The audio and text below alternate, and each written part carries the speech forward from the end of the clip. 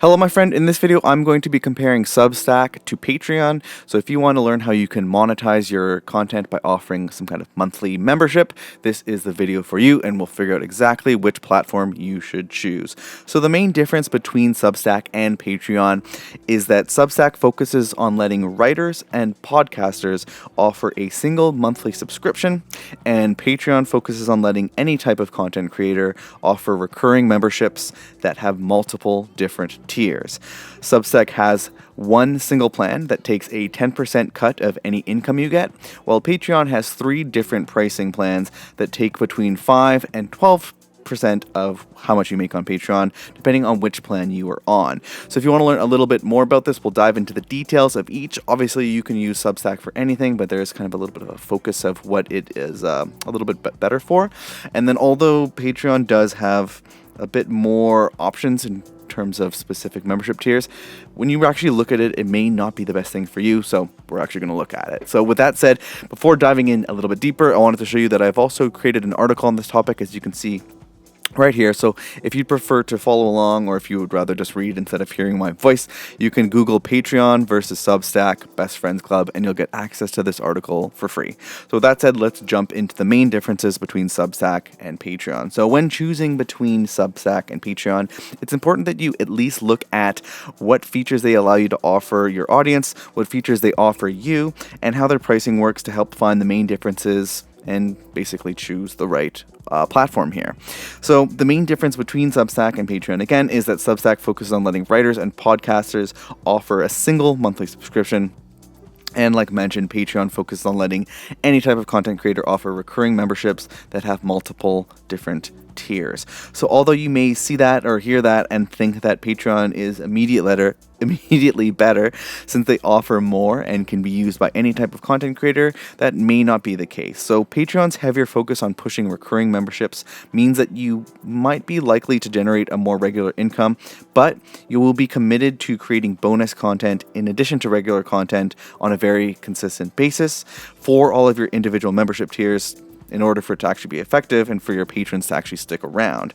Although Patreon can be a highly effective tool for content creators that are focusing on anything, which includes writing and podcasting, Patreon's focus on serious recurring memberships may not be for you. It's quite a big commitment, and you're going to have to offer quite a few different things, and that might not be what you want to do. You might want to have a simple single subscription for like a monthly newsletter or a monthly, weekly podcast, whatever it is. In that case, Substack might be better. So Substack also has some really great publishing and discovery features that Patreon does not. And if you're a content creator that focuses on writing and podcasting in particular, because that's kind of Substack's forte, then you may find that Substack appeals to you a lot more.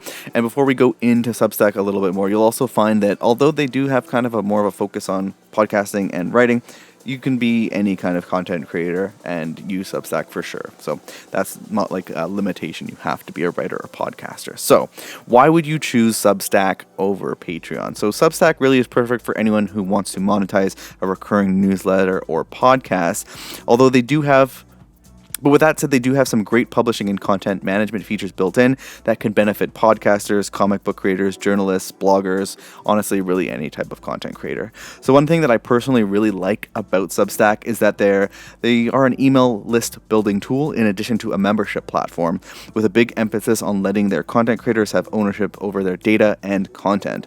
They even provide the ability to automatically import lists and posts from WordPress, Medium, MailChimp, Tumblr, and a bunch of other things.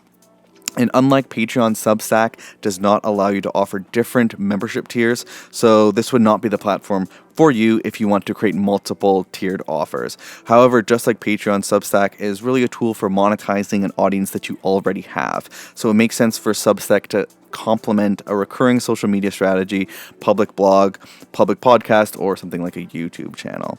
So what does Substack allow you to offer your audience? Substack has an impressive amount of features and different ways that you can offer up content to your audience.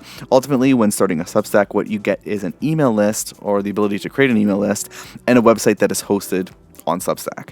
With the Substack editor, you are able to create a public or private post. Private post would be kind of a paywalled post. Then and in that editor, you have the ability to record audio notes right from the editor or add in music or spoken content. One really cool thing is that Substack even offers podcast distribution. So you could upload a podcast to Substack, and this can then get sent out to Apple Podcasts, Spotify, Stitcher, and Pocket Casts, which is pretty freaking cool. And on top of this, Substack gives you a support help desk for your subscribers, which is also a pretty handy feature. In terms of discovery features, Substack really has Patreon beat here. So unlike Patreon, Substack has several discovery features built into their platform that can help new supporters and fans find you on Substack. So we'll go over some of these. Their homepage showcases a bunch of featured creators, and they have a monthly writer in residence showcase that appears here as well. They also have a dedicated discover and featured pages. These are two separate pages that showcase different creators and have different categories that potential supporters can search through. In addition to this, they have a really neat Twitter integration that will show you what people you are already following on Twitter that also have a Substack profile. So you kind of set up that integration. You'll see instantly who you're already following that has a Substack profile, which is neat. And they also have a weekly newsletter that can feature creators that's called On Substack. So in short, Substack kind of kills Patreon when it comes to discovery features. Still not like going to end the world and how amazing these discovery features are. I think you're going to definitely want to have your own audience and then monetize them with Substack, as opposed to try to start off on Substack and find everything from there. In terms of pricing, Substack has a very simple pricing model where they take 10% of any income that creators may make on Substack, and their payment provider, which is Stripe, will take an additional 2.9% plus a 30-cent transaction fee per subscriber. That's kind of standard stuff there, particularly with the credit card payment providers. All of these platforms are going to have some kind of payment provider fee and any banking fees and that kind of stuff right there. The main thing you're looking at there is the 10% that they will be taking. This pricing model is much simpler than Patreon's multi-tiered pricing model. However, Substack can take a larger cut depending on which Patreon pricing tier you are comparing to. In terms of getting paid, Substack payouts usually arrive within 48 hours of each transaction that you receive on Substack, and it's generally much quicker and honestly a little bit better than having to wait like you do with Patreon. In terms of analytics, Substack provides some pretty detailed analytics for your posts, subscribers, and general stats. Because Substack provides you with an email list and website, they make sure to give you helpful analytics for both of these things, which is really great to see. After reviewing all the analytics that they provide on a blog post, I'll link to it right here in the article, as you can see, I found myself honestly thoroughly impressed with what they provide, and I think anyone that uses Substack will absolutely love the analytics and the attention to detail in the analytics that you're able to get there. In terms of kind of safeness and legitness, Substack is definitely safe for anyone that wants to sign up as a creator or wants to sign up to support creators. And Substack has been around since 2017, which is a good amount of time now, and has been definitely proven to be kind of a safe and legit platform. In terms of support, Substack has some pretty solid support in the form of a help center, resource center, and the ability to submit a ticket via an online form, in addition to having a few publicly available email addresses, which is quite nice. One really small thing, it's a very, very small thing, I want to emphasize small, but it's a potential negative thing that I did notice when it comes to Substack's marketing. So ultimately, I don't think this really impacts how amazing Substack can be for creators. It's just a little nitpick that I noticed that I couldn't help but want to show you about this. So first, although it can technically be true that the cut of revenue that blogs can take from creators can vary, the real truth is that the overwhelming and vast majority of blogging platforms take a 0% cut. So on one of their pages here, they have this chart and they're comparing how Substack compares to other options. And they say that Substack takes 10% of revenue and blogs, it'll vary. Substack, honestly, they must know that most blogs are hosted on WordPress, and WordPress takes 0%. I think actually even like 40% of the web is like a WordPress blog, so it's significant. And the truth here is that they did not want to mention 0% in their chart because they felt that the more honest answer of saying 0% would make their platform look less appealing. I don't think they had to do that. I think it's better to be honest than to do something like this, and it's just a small little gripe that I have.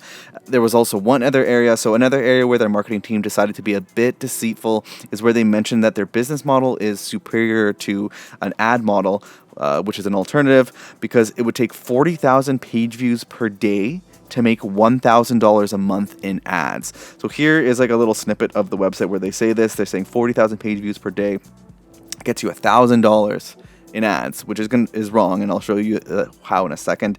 And they're saying with the Substack model, a steady base of 1,000 subscribers paying $5 each can get you 60,000 a year. So they're using very wildly different, like 1,000 a month and then 60,000 a year to kind of make their comparison. It's a little bit weird, and I want to break down why that ad model is it's really, really off. So in reality, the average earnings per 1,000 visitors, which is EPMV, which is how you calculate ad earnings generally, it's about $15 per 1,000 visitors if all of those visitors are from the US. Okay, so $15 per 1,000 visitors. So 40,000 page views per day, which multiplied by 30 would equal to 1.2 million page views per month. If 100% of that traffic came from the US, you could expect to make $18,000 per month in ads, not $1,000. So considering the fact that EPMV can range wildly between something like around like $2 per 1,000 visitors to all the way up to $60 per 1,000 visitors, even assuming the absolute worst case scenario of a $2 EPMV, you'd be seeing about $2,400 per month, which is more than double the amount that they state. And $2 EPMV is quite low. I have ads on my website. I'm not making 40,000 page views per day. I'm making more like 70 to 80,000 page views per month. My EPMV is around $12. And so just from like a fraction of what they're saying, my ad revenue is around like $700 on my website. So it's very off what they're doing. They're clearly trying to, make it seem like Substack's amazing and don't do ads at all.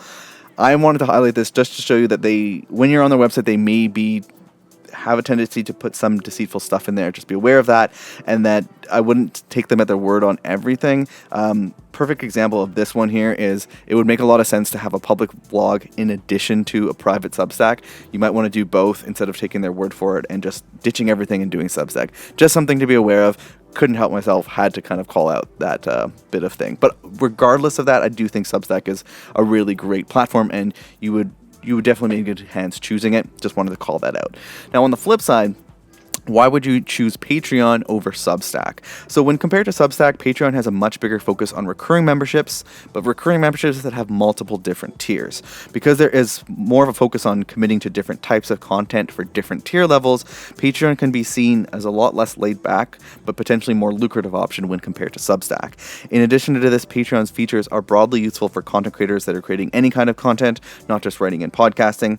So if you want to seriously push a recurring membership that has multiple tiers to your audience, then Patreon is likely to be the better option for you when compared to Substack, knowing that you will be committing a lot more content for sure. So what does Patreon allow you to offer to your audience compared to Substack? Although it is possible to accept one-time donations with Patreon, something that you actually can't do with Substack, the real focus here is getting patrons to choose between one of the different membership tiers you've created that have different prices and benefits or perks, and subscribe to that on a monthly or annual basis. In addition to this, Patreon allows you to fulfill merch to your membership tiers and either get paid monthly or per creation. And although both Patreon and Substack have the ability to create members-only or public posts, Patreon has many more post types to choose from, which include text, photo, audio, video, live stream, polls, and more. I'm sure this is something that Substack may add to in the future, but Patreon's a little bit more set up for, you can do whatever the heck you want with it in terms of those posts there. In terms of discovery features, unlike Substack, Patreon does not really have any discovery features that will help potential supporters find your Patreon page at all. Patreon is a membership platform and is in no way a discovery platform, which means you will need to do all of the work bringing people to your Patreon page and convincing them to sign up. If you want to learn a little bit more about this, I made a video called How to Get Patreon Supporters, which you can dig into. This will actually be useful regardless of if you're using Patreon or Substack, but I think it's a useful video for you for sure.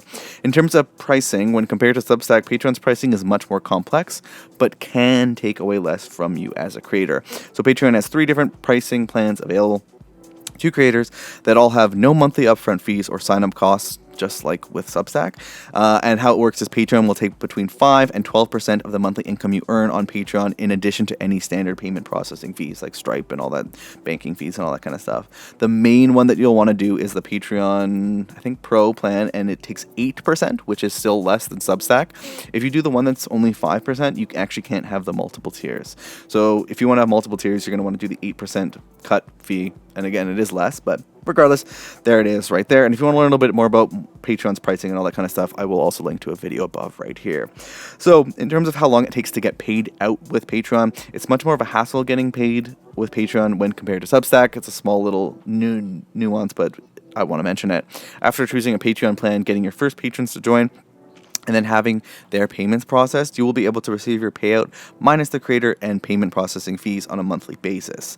Although Patreon processes payments on the 1st of each month, they recommend that all creators wait until the 5th to allow Patreon some time to recover any declined payments first. So it's just a little bit faster with Substack. In terms of analytics, they do provide some analytics as well. Google Analytics, I think it's not as robust as what Substack offers. And then in terms of safety and legitness, Patreon's definitely very legit to use. They've been around since 2013, and they've definitely established themselves to be solid. In terms of Patreon support, it's kind of mediocre. It's a bit more frustrating when compared to Substack. They don't have any public emails. It's just like a contact form, and like a detailed contact form. You gotta get really in there and fill out a bunch of things to get to like the finally putting in a message to them kind of thing. But with that said, that's kind of an overview. If you want to check out the article here, I have some more information on how to get supporters and an audience that supports your art, as well as how to build a content plan for your membership, whether it's with Substack or Patreon.